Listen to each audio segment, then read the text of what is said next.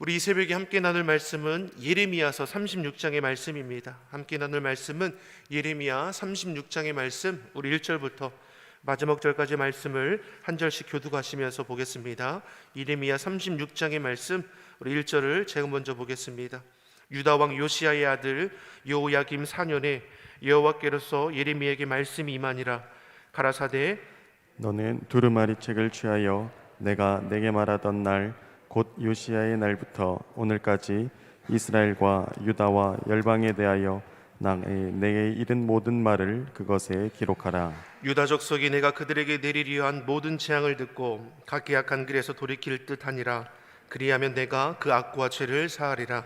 이에 예레미야가 네리야의 아들 바룩을 부르매 바룩이 예레미야의 구전대로 여호와께서 그에게 이르신 모든 말씀을 두루마리 책에 기록하니라. 예레미야가 바룩을 명하여 가로되 나는 감금을 당한지라 여호와의 집에 들어갈 수 없은즉 너는 들어가서 나의 구전대로 두루마리에 기록한 여호와의 말씀을 금식일에 여호와의 집에 있는 백성의 귀에 낭독하고 유다 모든 성에서 온 자들의 귀에도 낭독하라.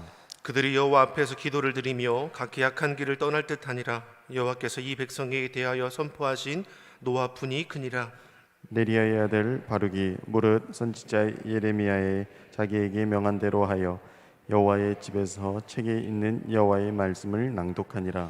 유다 왕 요시야의 아들 여호와김의 5년 9월에 예루살렘 모든 백성과 유다 성읍들에서 예루살렘에 이른 모든 백성이 여호와 앞에서 금식을 선포한지라.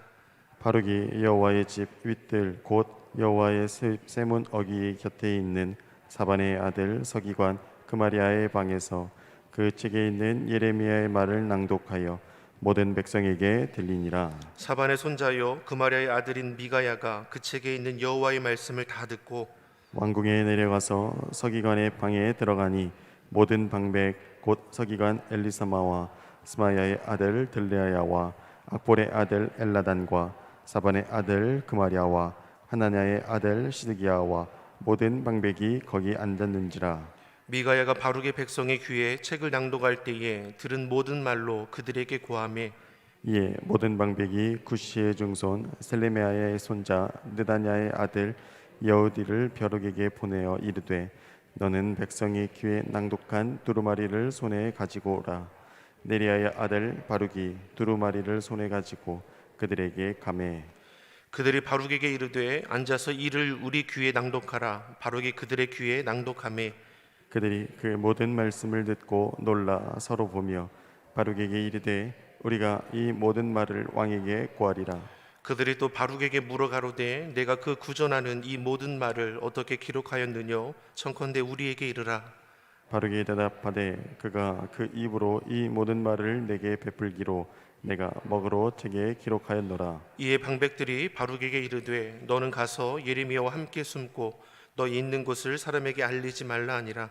그들이 두루마리를 서기관 엘리사마의 방에 두고 뜰에 들어가 왕께 나아가서 이 모든 말로 왕의 귀에 고하니 왕이 여우디를 보내어 두루마리를 가져오게 하매 여우디가 서기관 엘리사마의 방에서 가져다가 왕과 왕의 곁에 선 모든 방백의 귀에 낭독하니 때는 9월이라 왕이 겨울 궁전에 앉았고 그 앞에는 불피운 화로가 있더라. 여우디가 3편 4편을 낭독하며 왕이 소도로 그것을 연하여 베어 화로 불에 던져서 온 두루마리를 태웠더라. 왕과 그 신하들이 이 모든 말을 듣고도 두려워하거나 그 옷을 찢지 아니하였고 엘라단과 들라야와 그마리아가 왕께 두루마리를 사르지 말기를 간구하여도 왕이 듣지 아니하였으며 왕의 아들 여라무엘과 아스리엘의 아들 스레야와 압디엘의 아들 셀레미야를 명하여 서기관 바룩과 선지자 예레미야를 잡으라 하였으나 여호와께서 그들을 숨기셨더라. 왕이 두루마리와 바룩이 예레미야의 구전으로 기록한 말씀을 불사른 후에 여호와의 말씀이 예레미야에게 임하니라. 가라사대 너는 다시 다른 두루마리를 가지고 유다 왕 여호와김이 불사른 첫 두루마리의 모든 말을 기록하고 또 유다 왕 여호야김에 대하여 이같이 말하기를 여호와의 말씀에 그가 이 두루마리를 불사르며 말하기를 내가 어찌하여 바벨론 왕이 정령이 와서 이 땅을 멸하고 사람과 짐승을 이 땅에서 없어지게 하리라 하는 말을 이 두루마리에 기록하였느냐 하도다. 그러므로 나 여호와가 유다 왕 여호와김에 대하여 이같이 말하노라. 그에게 다윗의 위에 앉을 자가 없게 될 것이요 그 시체는 버림을 입어서 낮에는 더위 밤에는 추위를 당하리라. 또 내가 그와 그 자손과 신하들을 그들의 죄악을 인하여 벌할 것이라. 내가 일찍 그들과 예루살렘 거민과 유다 사람에게 선포하였으나 그들이 듣지 아니한 그 모든 재앙을 내리리라 하셨다 하라. 이에 예레미야가 다른 두루마리를 취하여 네리야의 아들 서기관 바룩에게 주매 그가 유다 왕 여호야김의 불사른 책의 모든 말을 예레미야의 구전대로 기록하고 그에게도 그 같은 말을 많이 더하였더라. 아멘. 할렐루야. 하나님의 은혜와 평강이 우리 새벽을 깨워 예배하시는 성도님들의 심령과 가정에 충만하기를 소망합니다. 유다의 여호야김 왕 4년째가 되던 해에 하나님께서 예레미야에게 말씀을 주십니다. 2절의 말씀을 한번 같이 보겠습니다. 2절의 말씀 같이 보겠습니다. 너는 두루마리 책을 취하여 내가 내게 말하던 날 곧 요시아의 날부터 오늘까지 이스라엘과 유다와 열방에 대하여 내게 이른 모든 말을 그것에 기록하라. 하나님께서 예레미야 선지자로 하여금 무엇을 말씀하십니까? 지금 현재 지금 여호야김 왕이 통치할 때인데 그 아버지인 요시야 왕 시절부터 지금의 여호야김 때까지 내게 말하는 모든 것을 기록하여 유다 백성들에게 전할 것을 지금 말씀하는 겁니다. 예레미야는 어떻습니까? 갇혀 있는 상태이기에 서기관 바룩을 통하여 이 두루마리에 기록하게 되는 것을 오늘 말씀을 통해 알 수 있습니다. 그리고 그 기록한 하나님의 말씀을 어떻게 하라는 것입니까? 성전에서 낭독하라는 것입니다. 기록된 내용이 무슨 내용입니까? 유다의 불순종한 것들, 범죄함으로 인해서 임하게 되는 재앙들이 단낱이 기록되어 있는 것이죠. 하나님께서 예레미야 선지자로 하여금 저들의 죄를 낱낱이 기록하게 하시고 또 그로 인해 임할 재앙에 대해서 저들의 보는 데에서 함께 낭독하게 하신 그 이유는 무엇입니까? 너희 죄로 인해서 재앙이 내릴 것이니까 어디 한번 당해봐라, 그런 의미로 주시는 말씀입니까? 결코 그렇지 않죠. 유다 백성들로 하여금 악에서 돌이키라 주시는 말씀입니다. 계속해서 예레미야 선지자를 통해서 왜 저들 가운데 하나님께로 돌이키라 말씀합니까? 임박한 심판을 피할 길은 내 죄를 회개함으로 은혜의 자리로 나오는 것이기 때문입니다. 3절의 말씀을 한번 보겠습니다. 3절의 말씀 같이 한번 보겠습니다. 유다 족속이 내가 그들에게 내리려 한 모든 재앙을 듣고 각기 악한 길에서 돌이킬 듯 하니라. 그리하면 내가 그 악과 죄를 사하리라. 자, 이처럼 하나님께서는 범죄로 인해 재앙을 내릴 것에 대한 말씀만 주신 것이 아니라 피할 길도 알려주심을 우리가 볼 수 있습니다. 악한 길에서 돌이키면, 회개하면 용서할 뿐만 아니라 재앙을 거두실 것을 지금 말씀해 주고 계십니다. 앞서 35장에서도 레갑 족속의 비유를 통해서 유다 백성들을 부끄럽게 하시고 그들로 회개할 것을 촉구하지 않으셨습니까? 이처럼 유다 백성들은 하나님의 말씀을 이미 그전에도 수없이 들었습니다. 하나님의 심판을 면하기 위해서 회개해야 한다는 것을 자꾸 들었다라는 것입니다. 그러나 그들의 삶이 변화가 있었습니까? 아무런 변화가 없었습니다. 끊임없이 하나님의 말씀이 전해짐에도 불구하고 자신들의 죄악된 삶을 뉘치는가? 그렇지 않았습니다. 악한 길에서 돌이키면 저들의 행한 악한 일과 죄를 사할 뿐만 아니라 임할 재앙까지도 거두시겠다라고 말씀하셨음에도 불구하고 끝까지 회개하지 않는 이들의 모습을 우리가 앞에서 보지 않습니까? 그런데 오늘 본문 9절의 말씀에는 놀라운 일이 기록되지 않습니까? 하나님의 말씀이 성전에서 낭독된 이후에 달라지는 모습이 있었다라는 것이죠. 9절의 말씀을 같이 한번 보겠습니다. 같이 보겠습니다. 유다 왕 요시야의 아들 여호야김의 5년 9월에 예루살렘 모든 백성과 유다 성읍들에서 예루살렘에 이른 모든 백성이 여호와 앞에서 금식을 선포한지라. 아멘. 자, 금식이 선포했다라고 했죠. 누가 금식을 선포합니까? 왕이 선포한 것입니까? 아니면 제사장이 선포한 것입니까? 모든 백성들이 선포했다라고 말씀합니다. 하나님의 말씀을 듣던 백성들이 여호와 앞에서 금식할 것을 선포했습니다. 금식할 것을 선포한다는 것이 무엇을 가리키는 것입니까? 자신들의 죄와 허물을 깨달아 알아서 이것을 돌이키기 위해서 회개함으로, 금식함으로, 자복함으로 나아가겠다라는 고백이 담겨 있는 것이죠. 이들이 무엇으로 깨닫고 금식을 선포하는 것입니까? 하나님의 말씀을 들었습니다. 사랑하는 성도 여러분, 하나님의 말씀이 들려야 합니다. 그 말씀이 우리를 새롭게 하기 때문입니다. 죄된 자리로 우리가 아무렇지도 않게 나아가는 것은 무엇입니까? 우리가 하나님의 자녀된 백성인 것을 잊어버리기 때문 아닙니까? 유다 백성들이 죄악된 길, 가증한 일을 일삼는 이유가 무엇입니까? 하나님을 두려워하지도 않고 하나님의 말씀을 저버렸기 때문이죠. 그런데 저들에게 하나님의 말씀이 들리기 시작합니다. 하나님의 말씀이 들리기 시작하니까 어떻습니까? 지난날에 자신들이 행한 모든 죄와 허물이 얼마나 더러운지를 깨닫게 되는 것이죠. 왜 하나님께서 자신들에게 재앙을 예고하시는지를 깨달아 알게 되는 것입니다. 그러니 금식을 선포하며 철저히 회개할 것을 다짐하는 것을 오늘 본문을 통해서 우리가 알 수 있는 것입니다. 하나님의 말씀을 듣고서 현재 자신들에게 닥친 어려움의 문제들을 분별했습니다.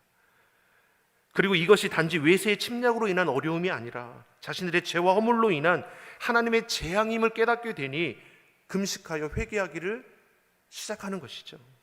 사랑하는 성도 여러분, 우리가 세상에 속해 살아가지만 믿는 자들은 어떠합니까? 세상의 가치 기준을 중심하거나 사람들을 우선하여 나아가지 않습니다. 가정에서 일어나는 일이나 직장에서나 사회적이나 정치적인 이슈적인 일들을 바라볼 때도 판단과 분별하게 하는 근거는 어디에 있습니까? 하나님의 말씀 안에 있습니다. 믿는 자들은 하나님의 말씀을 통해 시대를 바라보는 자가 되어야 하는 것이고, 말씀을 통해 상황을 판단하고 분별할 수 있는 자가 되어야 하는 것입니다. 그래야 하나님의 말씀이 내 삶의 기준이 되는 것이고 세상 흐름에 따라 이리저리 흔들리지 않게 되는 것입니다. 사랑하는 성도 여러분, 우리가 이 땅을 살아갈 때 주의 말씀에 비추어 바라볼 수 있기를 예수님의 이름으로 축원합니다. 백성들은 바룩이 낭독하는 이 하나님의 말씀을 듣고 지금의 국가적인 위기 속에서 자신들이 할 것은 하나님 앞에 엎드려 금식하여 회개하는 것임을 깨닫게 되었습니다. 하나님의 말씀을 듣고 그 말씀을 근거하여 자신에게 처한 상황을 분별하고 하나님이 원하시는 방향으로 결정했다라는 것입니다. 이것이 그리스도의 삶의 모습입니다. 오늘 우리가 선택하고 결정해야 하는 그 순간에 하나님의 말씀을 근거할 수 있기를 간절히 소망합니다. 바룩이 하나님의 말씀을 낭독했습니다. 그랬더니 백성들이 회개하며 금식하여 하나님 앞에 나아가기를 결단합니다. 그 자리에 누구도 있습니까? 미가야라는 이 왕궁의 고위 관리도 있었습니다. 미가야가 하나님의 말씀을 듣고 왕궁에 가서 고위 관료들에게 성전에 있었던 일을 나누는 것이죠. 그랬더니 고위 관리들이 말하기를 하나님의 말씀을 낭독한 바룩을 우리도 불러다가 우리도 하나님의 말씀을 한번 들어보자, 이런 요청하는 일이 일어나게 됩니다. 이에 바룩이 왕궁의 고위 관료들 앞에서 성전에 행했던 것과 똑같이 하나님의 말씀을 저들에게 낭독해 줍니다. 그랬더니 어떠한 반응이 일어나느냐? 16절의 말씀입니다. 16절의 말씀 같이 읽어보겠습니다. 그들이 그 모든 말씀을 듣고 놀라 서로 보며 바룩에게 이르되 우리가 이 모든 말을 왕에게 고하리라. 아멘. 자, 이들이 하나님의 말씀을 듣고 어땠습니까? 놀랐다라고 했습니다. 놀라서 왕에게 전해야겠다라고 말합니다. 여기서 놀랐다라는 것이 무엇입니까? 두려움의 다른 표현이기도 하다는 것이죠. 지금의 국가적인 위기가 찾아온 것이 결코 우연이 아니라 자신들의 범죄함으로 인함임을 하나님의 말씀을 듣고 깨닫게 되고 하나님의 심판을 피할 수 없음에 두려워하여 이와 같은 사실을 왕에게도 전해야겠다라고 지금 이야기하고 나누는 것이죠.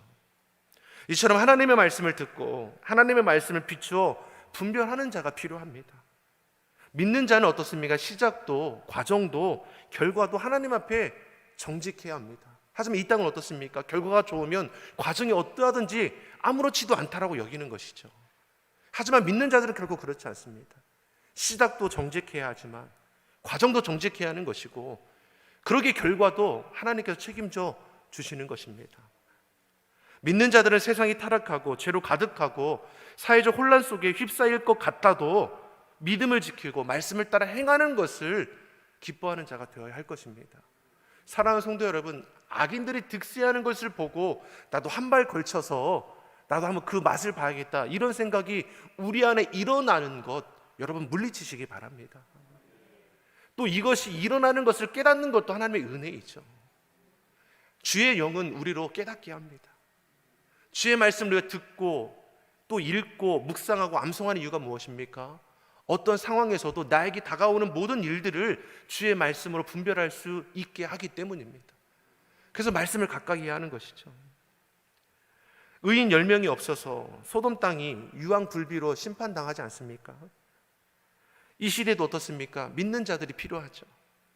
내가 믿음을 지키고 말씀을 따라 행하는 것은 단지 내 영혼만 잘 되는 것이 아니라 내가 속한 곳을 잘 되게 합니다. 이것이 하나님께서 우리를 부르신 목적 아닙니까? 아브라함에게 복 자체가 되게 하신 이유가 무엇입니까? 너를 통해서 하나님의 복과 은혜가 흘러가기를 원했다라는 것이죠. 우리도 동일하지 않습니까? 믿는 저와 여러분을 통해서 내가 자리하는 곳이 기쁘고 감사함이 넘치는 자리가 되어야 할 것입니다. 주의 은혜를 아는 자녀들이 그 은혜를 흘려내게 되는 것이죠. 그래서 믿는 나를 통해서 내 가정이 잘 되어야 합니다. 내가 속한 모임이, 내가 속한 이 교회가, 내가 속한 이 지역이 잘 되는 은혜가 일어나야 합니다. 이것이 우리에게 주신 하나님의 선물이죠. 가정을 위해, 교회를 위해, 이 나라를 위해 눈물로 기도할 수 있는 믿음의 사람, 믿음을 지키며 하나님의 말씀에 비추어 살아가고자 힘쓰는 자를 통해 지금도 하나님은 역사하십니다. 그러한 자가 저와 여러분이 되기를 예수님의 이름으로 축원합니다. 가정에서든 직장에서든 우리가 자리하는 곳에서 하나님의 말씀을 듣고 말씀을 따라 행하며 믿음을 지키는 우리 믿는 자들의 삶이 되기를 간절히 소망합니다. 하나님의 말씀이 왕에게 이제 전달이 됩니다. 그러면 당시 유다 왕 여호야김이 어떻게 반응할까요? 백성들이 하나님의 말씀을 듣고 금식을 선포하며 자신들의 죄악을 돌이킬 것을 결정했습니다. 그리고 그 자리에 있던 고위관리 미가야도 왕궁으로 초청해서 고위 관료들 앞에서 바로를 통해서 하나님의 말씀을 들었습니다. 저들도 놀라며 돌이킬 것을 결정하고 왕에게도 하나님의 말씀을 들을 수 있도록 저들에게 보내는 것을 볼 수 있죠. 자, 그럼 여호야김 왕은 하나님의 말씀을 듣고 어떤 반응을 보이는 것입니까? 앞서 예레미야 선지자가 갇히게 된 이유가 어디 있습니까? 저가 불길한 것만 예언한다고 가둔 것이죠. 범죄함으로 자꾸만 하나님의 재앙이 임하고 심판이 임박했다고 하니까 괘씸해서 저를 감옥에 가두지 않았습니까? 거짓 선지자들처럼 달콤한 말을 해주면 좋을 텐데 예레미야는 결코 그렇지 않죠. 사람의 귀에 듣기에 좋은 말을 하는 것이 아니라 하나님의 주신 말씀 그대로 선포하는 것이죠. 범죄함을 지적하고 돌이킬 것을 촉구하며 임할 재앙과 심판을 거듭해서 말씀했습니다. 이 예레미야를 괘씸하게 여겨서 가두어 버린 것이죠. 그런데 하나님이 이 바룩을 통해 다시금 말씀을 기록하게 하시고 성전에 낭독하게 하시고 왕궁의 고위 관료들까지 하나님의 말씀 앞에 두려워하게 하셨습니다. 그리고 왕에게까지 전달되는데 왕의 반응은 어떠하냐? 23절이 우리에게 이렇게 말씀하죠. 23절의 말씀을 같이 한번 보겠습니다. 여호디가 3편 4편을 낭독하며 왕이 소도로 그것을 연하여 베어 화로불에 던져서 온 두루마리를 태웠더라. 아멘. 자, 여호디는 관리 중에 한 명입니다. 기록된 두루마리를 펼쳐서 하나님의 말씀을 읽죠. 그 옆에서 왕이 소도로 칼로 가지고 읽고 있는 족족이 그 두루마리를 잘라서 불에 던져 불태우고 있다라는 것입니다. 이해가 되십니까? 옆에서 두루마리를 가지고 하나님의 말씀을 낭독하면 옆에서 왕이 낭독된 그 두루마리를 칼로 잘라다가 화로에 던져 불태웠다라는 것입니다. 22절에 보면 그때가 9째 달이라고 했는데 우리나라로 보면 12월에 해당합니다. 왕은 겨울궁에 있었고 화로를 피웠는데 그 화로에 두루마리를 찢어 불쏘시개로 만들었다라고 우리가 볼 수 있다는 것이죠. 왕은 하나님의 말씀을 들었음에도 불구하고 마치 양심의 화인 맞은 자처럼 아무렇지도 않습니다. 자신의 죄와 허물이 지적되고 있음에도 불구하고 한 귀로 듣고 흘려내는 것이죠. 아니 오히려 태워버렸습니다. 하나님의 말씀이 기록되어 있는 거, 지금으로 따지면 성경 아닙니까? 거룩한 하나님의 말씀을 옆에서 촉촉히 찢어서 화로에 불태웠습니다. 두려워하는 마음도 없었고 백성들이나 고위 관리들처럼 죄를 돌이켜 회개하거나 금식하는 일도 없었습니다. 도리어 하나님의 말씀을 기록하여 낭독하는 이 바룩과 갇혀 있음에도 이러한 일을 행하는 예레미야를 괘씸하게 여겨서 저들을 붙잡아 죽이고자 하기도 했죠. 하지만 이 또한 하나님께서 저들을 보호하여 주셔서 안전하게 하신 것을 우리가 볼 수 있습니다. 하나님은 사명 감당하는 자, 주의 일에 헌신하는 자를 결코 내버려 두지 아니하십니다. 저를 지켜주시고 보호해 주시죠. 하나님의 보호하심을 뚫고 해야 할 자가 어디 있겠습니까? 아무리 악한 세력이 강할지라도 그 모든 위협으로부터 우리 하나님은 안위케 하시죠. 사랑하는 성도 여러분, 예레미야와 바룩을 지켜주신 하나님께서 이 시대에 저와 여러분을 지키시고 보호하심을 믿습니다. 믿는 자들, 주의 말씀을 아멘으로 순종하고 그 말씀을 비추어 시대를 분별하여 말씀 따라 행하여 나가는 자들을 하나님께서 지켜주시죠. 세상이 악하여 믿는 자들을 힘겹고 괴롭게 할지라도 우리를 숨겨주시고 보호하시는 분이 누구십니까? 하나님임을 우리에게 말씀해 주는 것이죠. 26절에 바룩과 예레미야를 하나님께서 그들을 숨겨주셔서 안전케 하셨다라고 말씀하지 않습니까? 그런 은혜가 우리 가운데 있을 줄 믿습니다.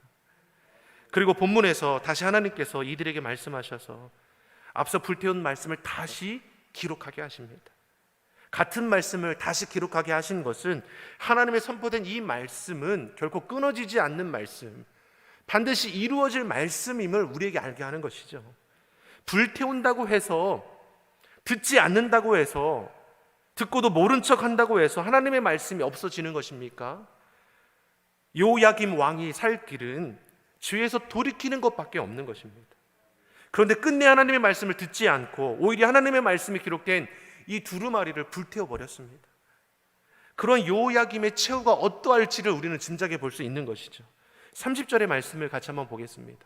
30절의 말씀 같이 보겠습니다. 그러므로 나 여호와가 유다 왕 요야김에 대하여 이같이 말하노라. 그에게 다윗의 위에 앉을 자가 없게 될 것이요 그 시체는 버림을 입어서 낮에는 더위 밤에는 추위를 당하리라. 완악한 이 여호야김은 비참한 죽임을 당하게 될 것이고 그 시체조차 버림받게 될 것입니다. 하나님께서 기회를 주셔도 오히려 자신의 죄된 고집과 욕심, 성질에 못 이겨 끝까지 하나님의 말씀을 외면해 버렸습니다. 그로 인해 비참한 죽음을 맞이할 뿐만 아니라 자신의 때에 그 이후로 자신의 후사가 왕위에 오르지 못하게 되는 것을 우리가 보게 되는 것이죠. 실제로 여호야김 이후에 그의 아들 요야김이 왕위에 오르긴 하지만 3개월이 채 못 되어서 폐위가 됩니다. 그리고 그 이후에 그의 혈통이 왕위에 오르냐? 그렇지 않습니다. 사랑하는 성도 여러분, 하나님의 말씀을 저버리고 내 마음대로 사는 것은 너무나 쉬운 겁니다. 그러나 그 결과는 어떻습니까? 하나님의 말씀을 떠나서 죄된 욕심과 고집대로 살아가면 죄된 결과를 우리는 얻을 수밖에 없는 것이죠. 하나님의 말씀에 순종해 사는 것은 분명히 어려울 수 있습니다.